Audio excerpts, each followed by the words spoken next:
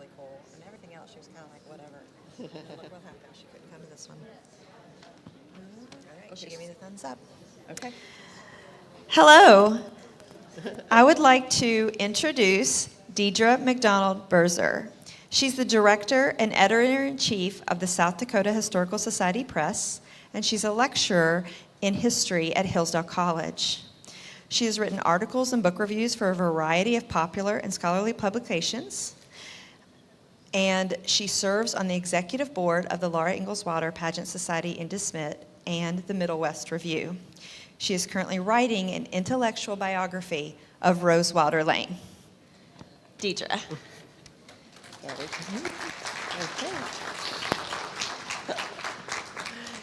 Thank you, Rachel. Okay, so I get the joy of being at the end of the day when everybody's tired and they've been listening to papers all day. And I have a cold, so I'm going to apologize right now. I have my water, I have my Kleenex, and I have my cough drops. Maybe I won't need them, so you could say a little prayer for me. That'd be fine. I would appreciate it. So thank you to all of the familiar faces out here, my Laurapalooza friends, for coming to support me. And some of you have heard a 20-minute version of this, so it'll be a little bit longer. So I have been working on Rose Wilder Lane's intellectual journey for a long time. My daughter, who is about to turn 23, was being born, and I had some books with me in the hospital, and I think that's when I started thinking about this, and here we are 23 years later. But that's okay, because it's been marinating for a long time. So I want to thank Nicholas Inman, who couldn't be here at this because he has something else he has to do. I want to thank Nicholas for inviting me, and I got to spend yesterday in Mansfield walking in Rose's footsteps. And that was really a wonderful experience for me, and to kind of think about all the things that Rose did in Mansfield. And it doesn't seem like it's that long ago, but it's over a century ago. So I'm so pleased to be here and to be able to talk about Rose Wilder Lane with all of you. So I started just kind of thinking about this whole project with wondering, why does Rose get so much bad press? Everybody seems to hate on Rose. And so I wanted to kind of start with why I think that she deserves a second look and a lot more sympathy from all of us, and about, I think, major significance. I think she has very important as a figure of public intellectual significance in the 20th century. And so that's where I'm going to go with this talk. I'm really just kind of giving you a smattering of all of the things that she was involved in and the things that she did, but just kind of give you an acquaintance with that. And I'm trying to figure out, where did this dislike of Rose come from? And I think some of it came from the publication of the first 4 years in the early 70s. And that's when people started looking at, maybe if this is what Laura Ingalls Wilder's writing style is really like, it's not like the Little House books. What's going on, right? And so then we get things like William Holtz's biography, which is the major biography of Rose Wilder Lane, called The Ghost in the Little House, and he really puts a lot of credit, I'll say, for the Little House books on Rose's shoulders, and I think misplaced, and there's a lot of other really fine scholarship on that question. I fall in with Nancy Kupal, who's my predecessor at the South Dakota Historical Society Press, in saying that they're collaborators and that they each contributed their best gifts to the Little House series, and I can talk about that later. But I think that people are very upset at Rose, that if she played any kind of role, that there was maybe some deception going on. And then that combined with, once we started seeing her diaries, William Holtz brought a lot of those diaries up, right? brought them to our attention, and she's kind of whiny, and she complains. And, you know, if you're writing in your diary, are you thinking that anybody's ever going to read it? I don't know. Anyway, she's kind of whiny. So I can see why there might be some dislike for her. But anyway, there is one big population, however, that has always supported Rose, and that's classical liberals. And so they have kept kind of a positive view of her and a lot of research alive. So that's a rather long introduction, but here we go, because I want to say it's high time that we recognize Rose Wilder Lane's significant presence as a public intellectual and one of the most prolific and highest paid writers of her day. And so Rose was born on December 5th, 1886 in De Smet, Dakota Territory. And those of you familiar with the books will probably remember the line in the first 4 years that a rose in December was much rarer than a rose in June and must be paid for accordingly. And I'm just realizing that I don't have a clicker for the slides. I have a person who's better than a clicker. Okay, and she died October 30th, 1968, in Danbury, Connecticut, on the eve of a planned trip around the world, which she was going to take and write articles for Woman's Day magazine. And really, she was about to leave in the next few days. Okay, so here's some of her substantial intellectual contributions, and this is just a quick list, and then I'll get into these a little more in detail. So she did a lot of different genre writing. Nonfiction articles, and there's a really good book by Amy Louders called Rose Wilder Lane, Literary Journalist, and that's where I'm getting this idea of literary journalism from. I'll talk more about that. Fictional stories, novels, ghost-written travel books, regular columns for newspaper and magazines, book-length political commentaries, so much correspondence. Enormous amounts of correspondence, and collaboration on the Little House books with her mother. So I believe that she was on a continual quest for intellectual community, and maybe that came out of being a bit starved for intellectual community, being ahead of the curve maybe in Mansfield, or maybe not giving people enough credit and letting them have intellectual community with her. Don't know about that quite yet, but she was close friends with a number of people she met in her travels, and then she became really good friends with Dorothy Thompson, for example. She met in Europe. Helen Boylston, she also met her in Europe, and she went by Trub because she was always in trouble, so they called her Trub. She had, and we know about this from lots of correspondence with some of these friends, and she talked in these letters about ideas, details of daily life, books. Just went really quickly from one thing to the next over the course of years, right? So you can follow these intellectual discussions, and also books and articles. And she's just, you got to be quick to kind of keep up with her. She's throwing out critiques, both positive and negative, of books. Have you read this? Have you read that? Citing this, citing that. Things happening in the world. And then also details of daily life. She and Dorothy went through a lot of life together, and so they write about that. Dorothy had a marriage that failed, divorce, all kinds of things, and Rose was writing about that with her. So there are long-standing intellectual discussions, but interwoven bits of daily life.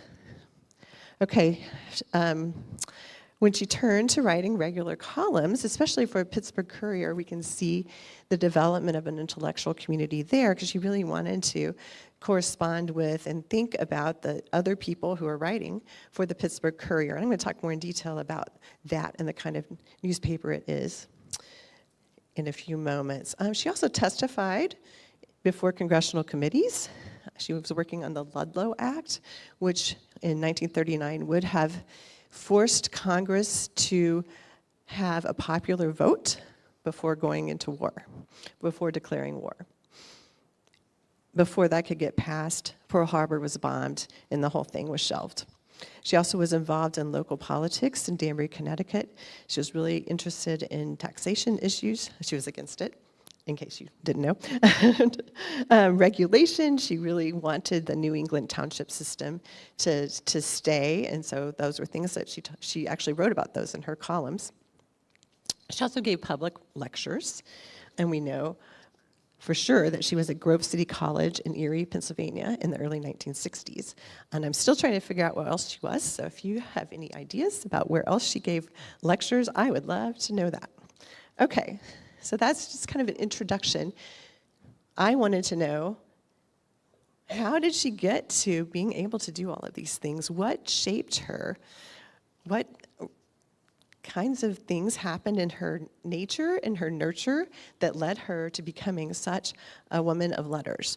And that's an old term. Man of letters is a term that's usually used. I just kind of quirked that a little bit to be women of letters. And public intellectual, there's that term again. And to me, public intellectual is someone who is really present in lots of different ways in the public life. They're writing, they're testifying for Congress, they're in newspapers, they're in books, they're speaking, but their name is really known on a national level, and they're trusted for their wisdom and their insight. So that's what I think Rose was playing that part for many decades in the 20th century. Okay, so intellectual development. We know from her Aunt Grace's diary that she learned how to read pretty early on. Her aunts taught her in De Smet, and she read everything she got her hands on. Mansfield only offered grades 1 through 8. So when she was done with that, she went to live with her aunt Eliza Jane Wilder Thayer in Crowley, Louisiana, and she did high school in 1 year there, including she worked all of the Latin into 1 year. She had not had Latin before, but a lot of studies of classical learning of Latin shows that it really helps with big brain patterning and intellectual development in general. And so I think that background in Latin helps her quite a bit and gave her an edge and a background in the classics that's very important. Excuse me a second here. Once she finished that, she learned to be a telegrapher, which was a really new thing in the early 1900s. She graduated in Crowley, Louisiana in 1904. And she spent her spare time when she wasn't being a bachelor girl, telegrapher. She studied Latin. She also studied algebra. She learned German. She just made a good use of her time as much as she could. We also know she took classes when she could in Paris. She did drawing when she could afford it. I haven't seen any of her drawings except a few things on some of her letters that she was trying to illustrate, but maybe there are some somewhere that we haven't found yet. And she traveled extensively, especially in the 1920s, throughout Europe.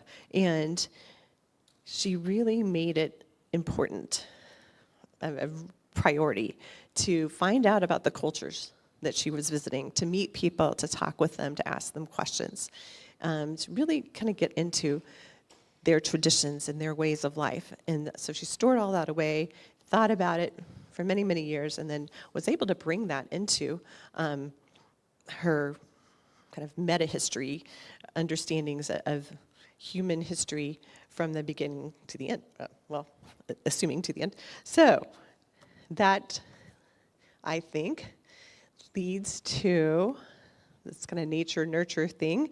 Probably the best gift that she was given through her mother's side of the family was storytelling.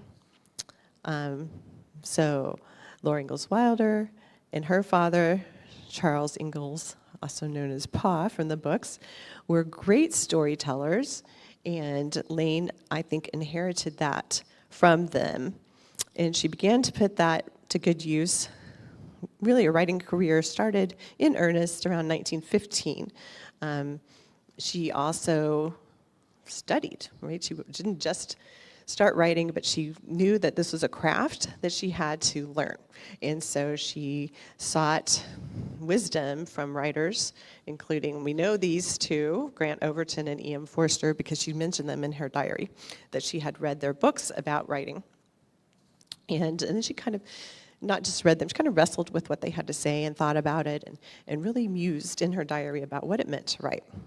So she actually did start writing as a cub reporter in Kansas City in 1910, but it's really not till she starts working in San Francisco for the San Francisco Bulletin in 1915 that she really grasped the art of writing and works hard. She had great fortune to get to work with two wonderful writers, Bessie Beatty and Fremont Older. Fremont Older was the editor at San Francisco Bulletin, and Bessie Beatty put her to work on the women's page for that newspaper. And so we can see a lot of her early articles from there, and she was a feature writer, and that's what Fremont Older trained her to be, a feature writer, not a reporter, but a feature writer. So there's a lot of different things that she examined, right? A lot of biography. She was really interested in that. And I mentioned the term literary journalism a few minutes ago, and that is what she didn't want to be limited by the facts or telling the truth of a story, right? So she thought embellishing the facts was just fine in the service of a good story, and that she would get at a larger truth. So sometimes her biographical subjects didn't quite see eye to eye with her on that technique. It got her in trouble sometimes. In particular, she wrote a biography of Jack London, and his widow, Charmaine London, did not appreciate that literary journalistic technique at all, and actually sued Rose, and wanted to make sure that book did not get out anywhere. So it was a technique that Rose kept using, I think, for the rest of her writing, in that question of what goes into the truth stayed with her and came up. And some of you probably know that in relation to the Little House books, where later on Rose says, everything my mother wrote is true. And she's talking about larger truths. Okay. In her letters, as well as in her writings, her fiction writings, her nonfiction writings, she just zooms in and out of philosophy. Really, philosophers, I think, that are really difficult to try to get around, especially Kant, William James, Schopenhauer. And it's not just that she's dropping their names. She's really talking about their philosophies and wrestling with them and critiquing them one next to another. So I think that's actually quite a sign of how nimble she is with all kinds of really difficult topics. And here's a quote from her. I'm just mentioning that she thought about the craft of writing quite a bit. In her diary, she wrote, "The writer does not construct a mosaic of definite particles. He tries to paint in clear lines with the rainbow." And that's from 1918, right before she publishes her first novel, Diverging Roads. So just trying to think about that for a minute. Clear lines with the rainbow. Bringing all kinds of interesting things in to trying to stay on a narrow path, but make it wide. So I have put together just a really partial bibliography to give you a sense of the wide range of her writings and for how long. So starting in 1915, and I take this, it takes about 3 screens, and it goes to 1965. And just a smattering, I don't even know, I know the type is so small you probably can't even see it, but the idea is to get across the proliferation of her writing and a little bit of the type. So these first decade or so are a lot of feature writing. And then as she gets to Europe in 1919, she's writing for the American Red Cross. They've hired her to give accounts of the refugee situation, the post-World War I situations in Europe, and then to pull at the heartstrings, I guess I want to say, of Americans and have them open up their wallets and help the American Red Cross in their attempts to alleviate the situation that the refugees were facing. And Rose went to Armenia. She went to lots of places. Albania, she lived there. So she really traveled and loved being in Europe. And so she wrote a lot about that and had a great literary agent in New York who would get her into print, and so you can start to see she's moving from where she'd been, San Francisco Bulletin, in Sunset Magazine, then she starts publishing in national magazines, Ladies' Home Journal, McCall's, Good Housekeeping. Let's see, we'll go to the next slide. Thank you. And she writes Peaks of Shala about her experiences in Albania, and that's 1923. And she just keeps writing. She comes back There's lots of information about her coming back to this area toward the end of the 1920s. That's when she builds the rock house for her parents, and she writes a lot of Ozark stories then. Cindy, Old Hometown, in her novel, Let the Hurricane Roar, came out in 1933, and I'm going to talk a little bit more about some of these later pieces as well, but we start to see toward the last half of the 1930s her movement into more nonfiction kind of political writing. Okay, so I'm going to talk about writing for a living, because that's what Rose did. She was a professional writer, and so when you have to pay the bills with what you write, you just are going to churn things out over and over and over every day. Right? Every day you've got to be writing. And so she comments on this in some of her letters. And this one from Albania in 1927 to Dorothy Thompson, I think is a good example of how she's thinking about what she does as a writer, but also she's living abroad, right? So there's a certain unique aspect to that as well. So she wrote to Dorothy Thompson, who at this point was getting into a role of being the first American woman foreign correspondent in Venice. Or no, not in Venice, sorry, in Vienna.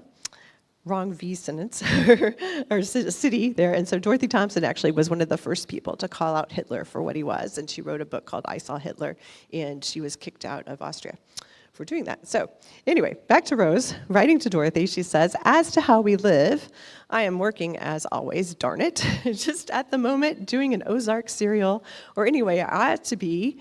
Trub, that's Helen Boylston, writes a little, reads a little, spends a lot of time in the garden, goes writing. So there's a little bit of jealousy there because Trub has time to do fun things. There's always tea from 4 o'clock on, usually in 5 languages. People drop in, right? So they have this constant stream of people visiting in Albania. And I think Rose loves that. That's her intellectual community, but she's also got to schedule her writing time around that. Golly, how I love the Balkans, and this is the same letter. There is no other place on earth like it. Rather 10 years the Balkans than a cycle of New York.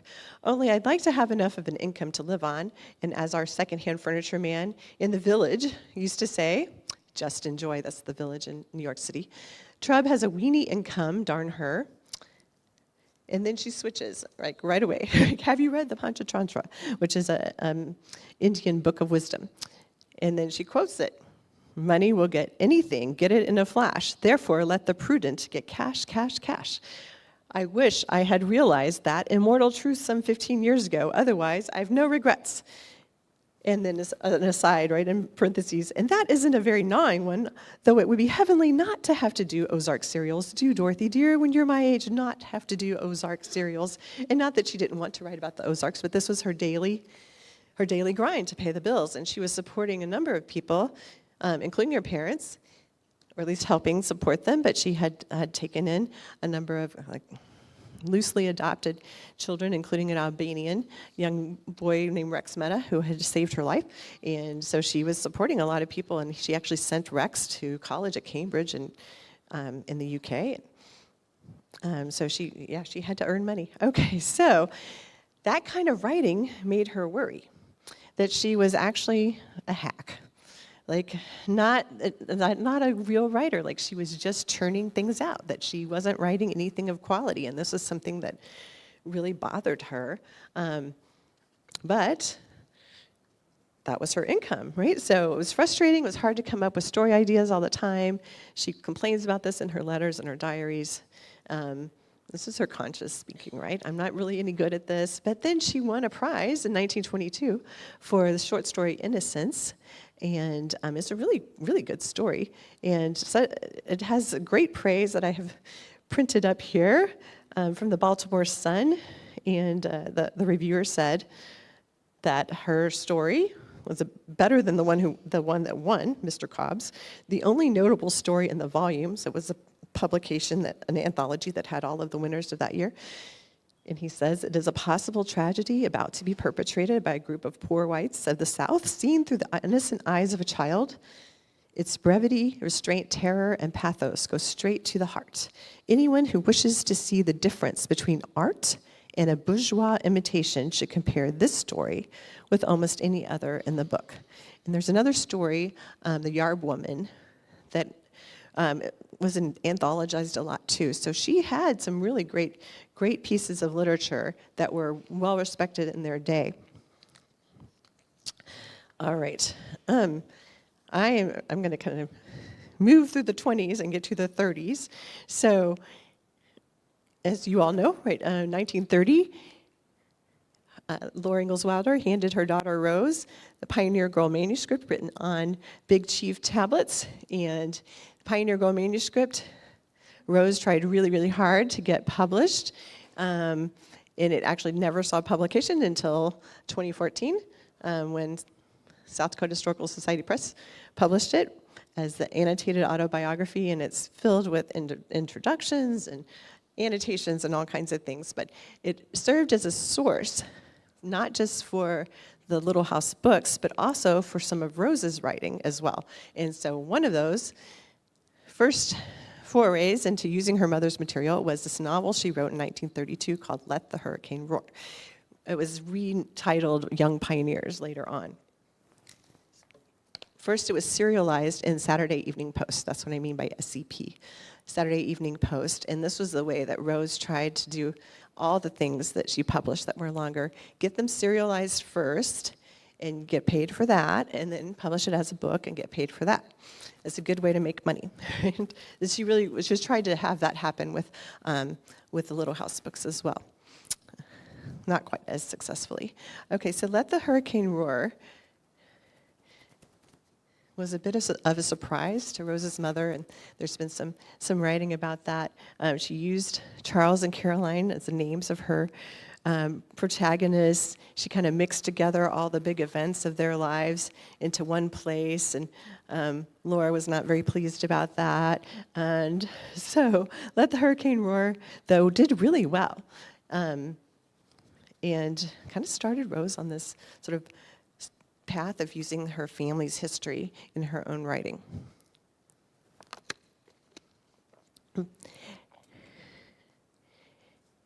Another big thing that happens in the 1930s is her forays into political writing. And as the Depression wore on and the New Deal got going, she became more and more vociferous about her dislike of the New Deal. And so she wrote this piece called Credo, kind of like a creed, like what she believes, and that was in Saturday Evening Post in 1936 and then published as a book that same year by Longman Screen. And so that's really the beginning of her foray into political writing.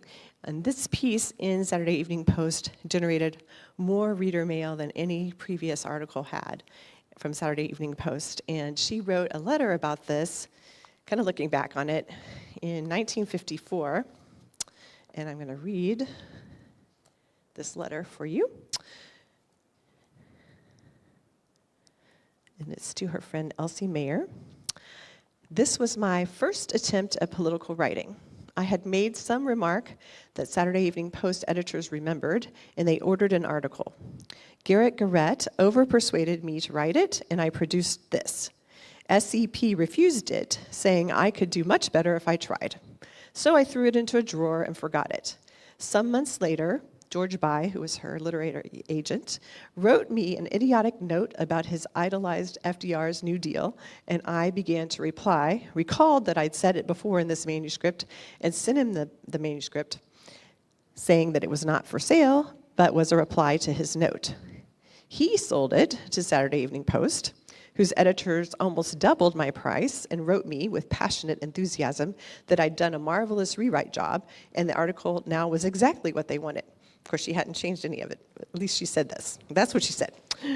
Lorimer opened the book with it, that was the editor of Saturday Evening Post, under George By's title, Credo, and for 10 days more than 3/5 of the Saturday Evening Post mail was about it.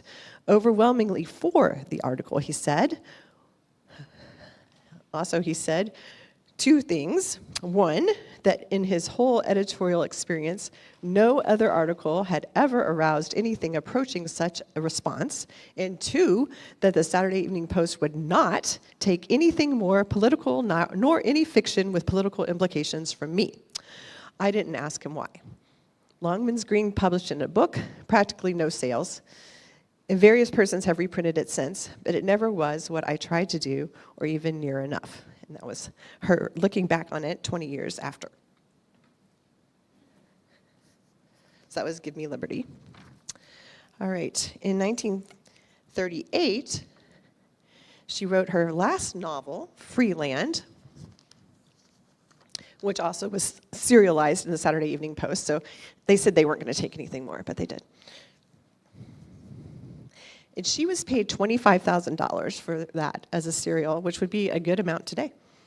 I wouldn't mind getting $25,000 for a serial in Saturday Evening Post, or its equivalent. And then the same year, it was published as a book, which was a bestseller, and that you see up on the screen. With the proceeds of this book, she was able to buy a home in Danbury, Connecticut, close enough to New York City that she could meet with her friends and literary agent, far enough away that she could have like a little farm, grow a lot of her own food, which is important to her during the New Deal, and then especially during World War II, during rationing. So the novel looks at homesteading. She's looking, again, turning to her family's history, and she's looking at homesteading on Dakota territory, but she's also using that as a way to comment on the New Deal and what she believed was the harm done by government handouts.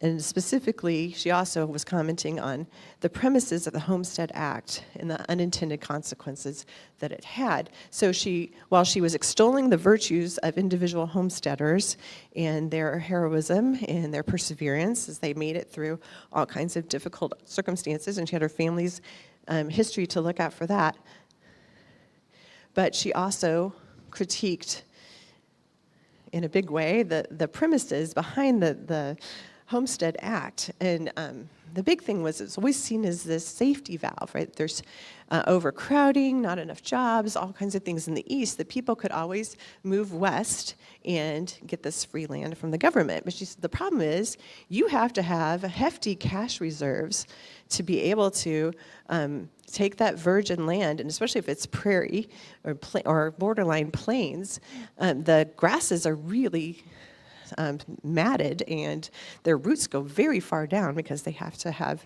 ability to reach water.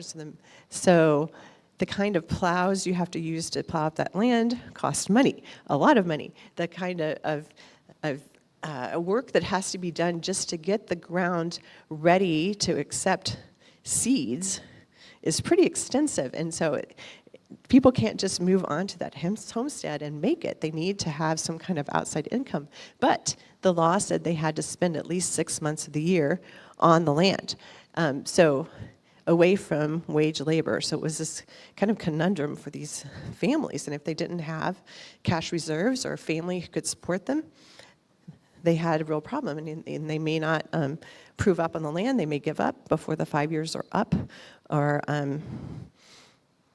go through a lot of hardship to make it happen. So she thought this was disingenuous at best.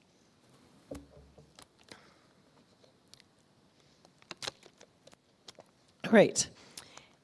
About the same time, as war is breaking out in Europe, Elaine is really thinking about all of this, and so she is worried what happens if war breaks out. She's also worried about wartime restrictions on freedom. She sees that happening in Europe before the United States ever gets involved in World War II. And so she starts to ask questions.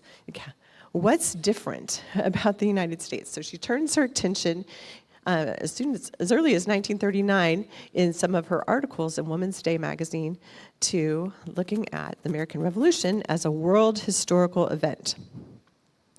And so she uses her kind of conversational language, her analogies, and she's not talking about through theory. She's coming up with all of this just based on her reading, on her observations, and her storytelling skills. And she wants to, really, she's explaining human history. So we see her writing about this. There are 3 themes that we see her writing around in her attempts to look at the American Revolution in these really, really significant terms. So first she's writing in August 1939. She has this article, Don't Send Your Sons to College. I think it's the first one I found. I'm going to keep looking, though. So she talks about the American Revolution as freeing individuals from the state and releasing that energy of individuals which has made us the richest and happiest people on earth. A lot of writers were talking about energy in this kind of way in the 1930s and 1940s. Just trying to figure out why has the United States been so prosperous, and seeing what kind of connections that has with liberty and freedom, and looking directly at the Declaration of Independence and the American Revolution, the battles itself. Okay, so she continues this idea a couple of months later in Women's Day magazine, and they let her publish whatever she wanted in Women's Day, so she took advantage of it. And she said, I think that our American heritage of liberty is the most precious thing on earth today, the most valuable thing that we can save for the future of the world. All right, and I think some of this ability to start thinking in these large political ways, patterns, and trying to look for explanations about history on a grand scale is because she was freed up right, from having to write the kind of hack things or things that she thought maybe were hack things. Free land did well, earned her money, as I said, to buy a house, and her parents were doing well with the Little House books, so she had some income, and they had some income, so she could kind of look more into nonfiction.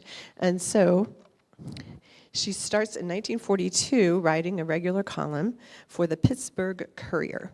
And her column was called Rose Lane Says. And so this book here you see pictured is a compilation of 80 of those columns from Rose Lane Says columns. And the Pittsburgh Courier was the nation's largest circulating black newspaper. So she wrote for them from 1942 to 1945. We're not quite sure why her relationship ended, and we know it was rather sudden because her last column says to be continued, and then there wasn't another column. So not sure quite yet why that is, but she really enjoyed being part of that community and worked out a lot of her theories that we also see in her, what I'll call her magnum opus, The Discovery of Freedom, which was published in 1943. And in this book, she wants to examine and explain the connection between the prosperity of the United States that I was discussing a moment ago, and the energy terminology she uses for that, and the recognition of human freedom.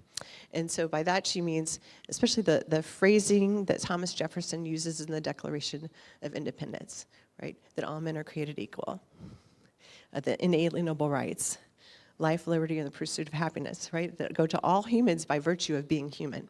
And so this is a recognition that she says doesn't happen very often in history when she looks broadly at history.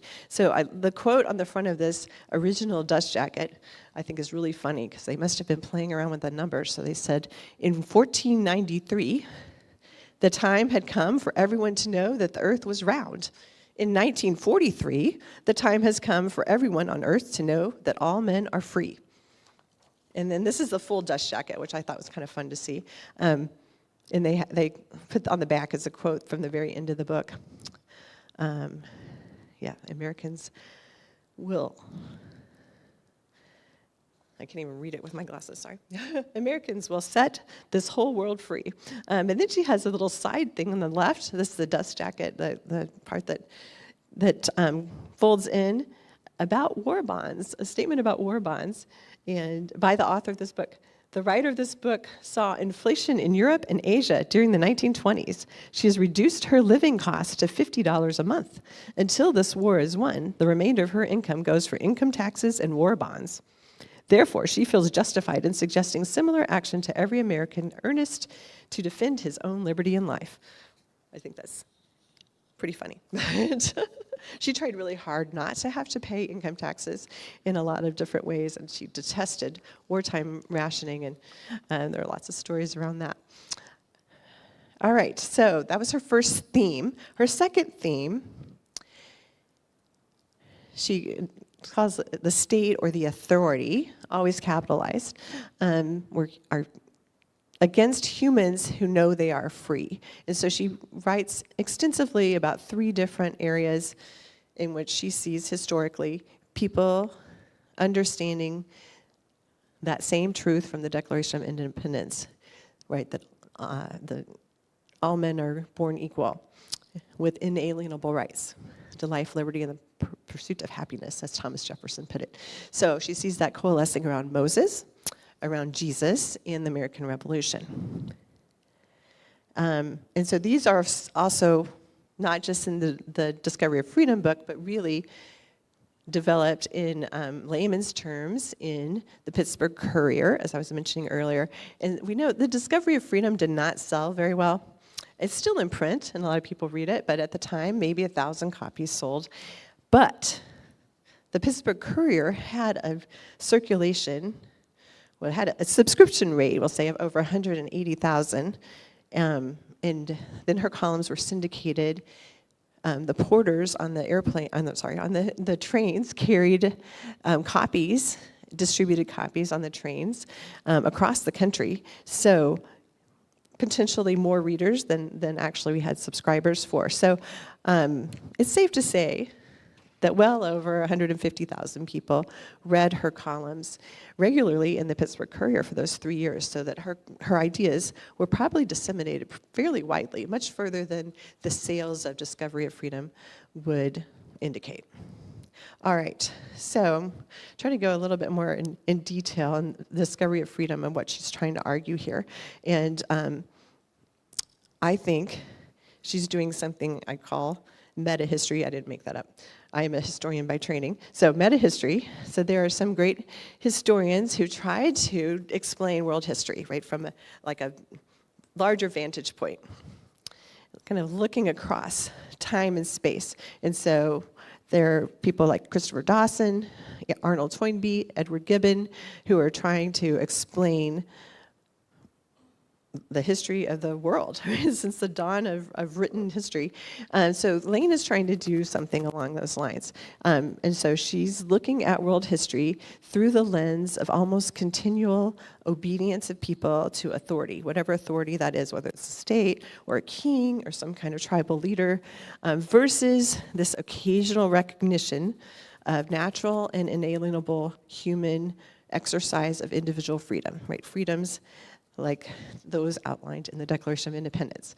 She seeks to explain the connection between this human energy that we could see in the United States working so beautifully and the recognition of human freedom, right? She sees those as super intertwined. So World War II coming up and a lot of wartime curtailment of freedom in the name of the war effort really caused her to ask questions and to be really afraid of what happens to freedom. And it shaped her approach to this question and its answer. And so she makes this long argument about how the conditions that allow creative human energy to rise, as they have in American history, are tied inexorably to individuals' understanding that they have this natural inalienable freedom. Inalienable meaning they can't get rid of it, right? It's part of who you are. It's part of your DNA that is written into our souls. Okay, so the third theme that she writes a lot about, she uses this phrase, human action, just trying to figure out what makes humans do what they do. She likes to think about moral principles, what they are, where they come from, truth, and free market economics. And so after she leaves the Pittsburgh Courier, she starts writing, I should say she's the editor, and she also writes some, National Economic Council's review of books. And she was famously called one of the three Furies in 1943 because that was when Discovery of Freedom was published, but there are a lot of other libertarian kind of books that were published that year. And so she was part of that, and apparently she coined the term libertarianism. And so she's remembered by classical liberals for that quite a bit. On her Rose Lane Says column moved over to Woman's Day, and she changed it up just a bit. She's Rose Wilder Lane Says in that one. And then she also did this book of American needlework that came out of a series of articles she did for Woman's Day magazine, and it was published in 1958. It's a big, oversized, full-color book, lots of photographs, and you could get a box of patterns with it. It was really quite a thing. And she takes her arguments from Discovery of Freedom and Pittsburgh Courier and puts them kind of in a material way, and she sees them coming to fruition in needlework, right? So she sees American needlework as the manifestation of individualism that comes out of the spirit of the American Revolution, and it's a bold statement in recognition of the inherent dignity of each human. And so here's her argument. As Americans, we're the first to know and to declare that a person is the unit of human life on earth, that each human being is a self-governing source of the life energy that creates, controls, and changes societies, institutions, governments. So American women were the first to reverse the old meaning in needlework design. They no longer copied the stiff, formal order imposed upon enclosed patterns. They made each detail free, self-reliant, complete by itself, not quite like any other, and they let these details create their whole effect. This is very fascinating look at trying to make all the needlework, the history of needlework in from colonial days to the present, to kind of see it in a larger meaning.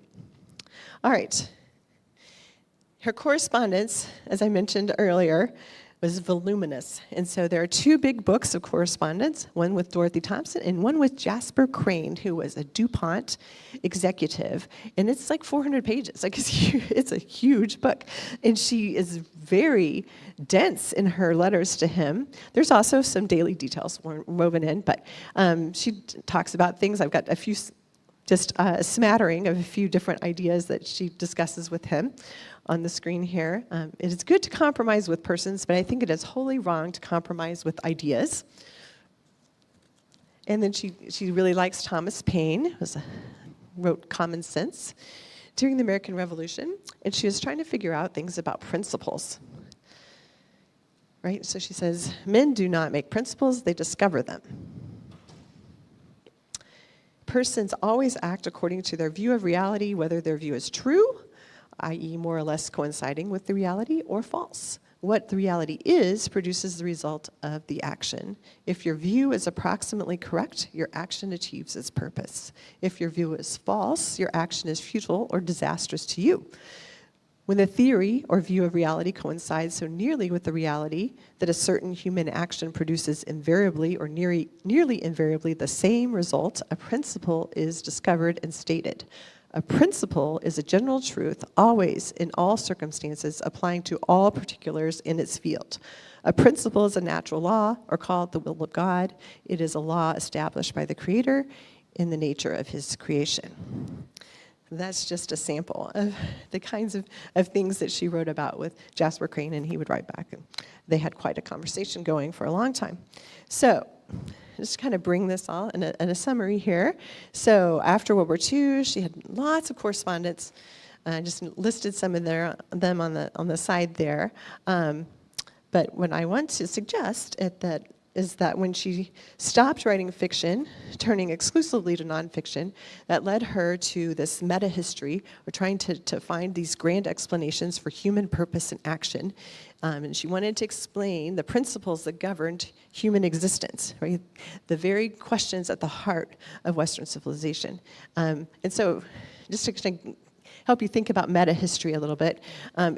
So meta-history is to history what poetry is to literature. It sits above and beyond the surface of the story, giving it meaning and a place in the arc of human history. So this is something that not a lot of people have done. So Lane is joining of the very few intellectuals who have tried to do this kind of thing. And so we see that in Discovery of Freedom, but then after she published that, she's showing us her dabbling in, it's more than dabbling, I shouldn't say that, her work in metahistory, in correspondence, in some public lectures, in her Woman's Day articles, and in the Needlework book. Okay, so it all comes back to storytelling and this tradition in which she was raised, the tradition that Laura Ingalls Wilder established. And so Rose saw the world around her and all of world history as a large integrated story that explained, and this is a quote from her, the purpose in creation, that the human function is knowing, learning, discovering, perceiving, measuring, rationally conceiving, acquiring knowledge of all that can be known by human means. And then she wrote some of this to a friend of hers named Frank Meyer, who was known as a fusionist, brought together conservatism and libertarianism for National Review magazine. And she said, this is a good place to wind this up, it was the American revolutionary experiment which put forth the simple, direct observation which anyone can make anywhere at any time, that human beings are created, born, appear on this earth as individual beings, not as particles of human aggregates, that all of us are equally human beings, not animals, vegetables, nor mineral, and none more human than another, that each one is alive, endowed with life, and that each one controls his own actions, is an inherently, unalienably self-controlling being endowed with liberty. And that's a mouthful. Right? So, thank you for taking this brief intellectual journey with Rose Wilder Lane, public intellectual, woman of letters, and storyteller. And thanks for your attention.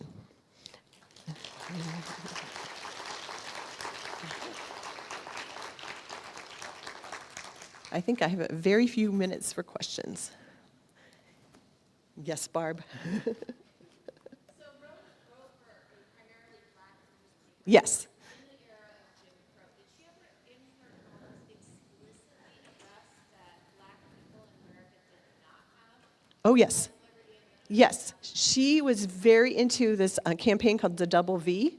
So the double V, so victory abroad and victory at home against Jim Crow and segregation. And her very first column for that newspaper explored that. And she kind of self-chastised or something. Like she's like, why am I so late to this? And I'm finally getting around to this. And she learned about the newspaper from from a maid who was working for her.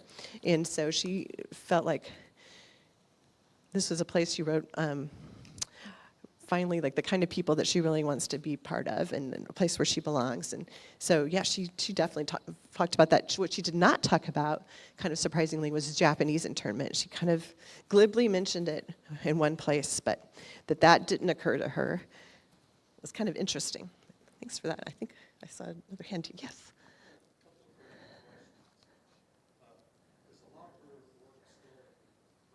Yes, actually. Quite a bit is in print and available at all the different Laura Ingalls Wilder sites and also online. Yes, so there's a book called The Three Furies that talks about Rose, Ayn Rand, and Isabel Patterson. And so Bill Buckley actually coined that phrase, The Three Furies. And so she and Ayn Rand wrote letters back and forth. They only met in person once that we found a record of. So they weren't like bosom buddies, but she and Isabel Patterson were really good friends. And then Isabel Patterson and Ayn Rand were really good friends. So she was kind of a hanging on the part of a triangle, I guess we'll say. But yeah, they did correspond. That's it. All right, thank you. Have a great evening, and thanks for coming to the Cherry Blossom Festival.